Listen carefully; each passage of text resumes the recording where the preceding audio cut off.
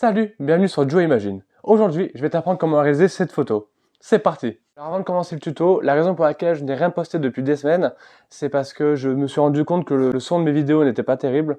Donc j'ai préféré attendre de recevoir le micro pour vous en refaire d'autres. Voilà, donc j'espère que ça sera mieux.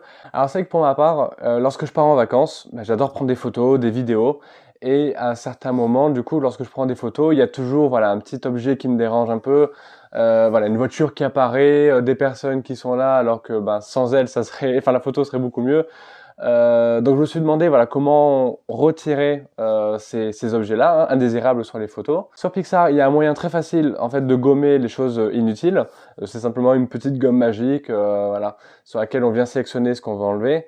Mais pour cette vidéo-là, j'aimerais plutôt vous montrer comment faire sans cette gomme, parce qu'il y a d'autres solutions. Donc c'est ce qu'on va voir maintenant aujourd'hui.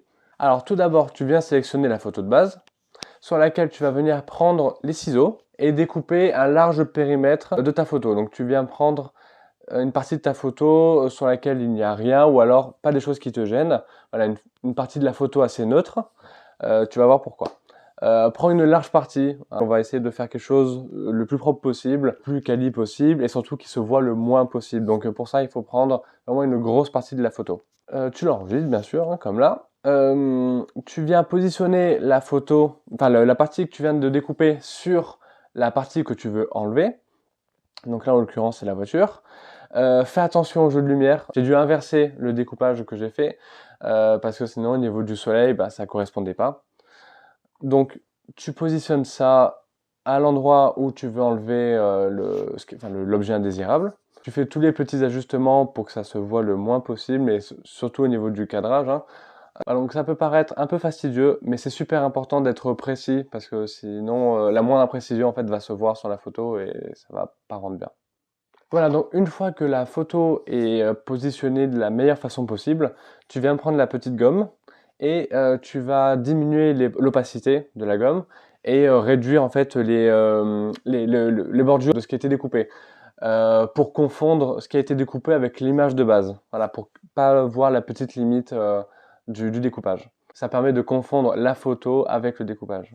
Alors moi, comme tu peux voir, j'ai pas pris l'exemple le plus simple parce que la route n'est pas droite, elle est un petit peu courbée. Donc les lignes qu'il y a sur la route ne sont pas droites non plus.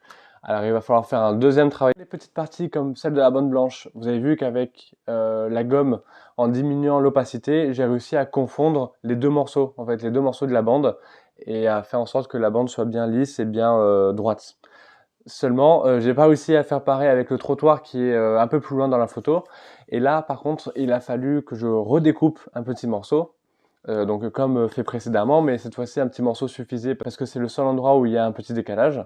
Donc on reprend ce petit morceau-là et on vient le coller au moment du décalage, enfin à l'endroit du décalage.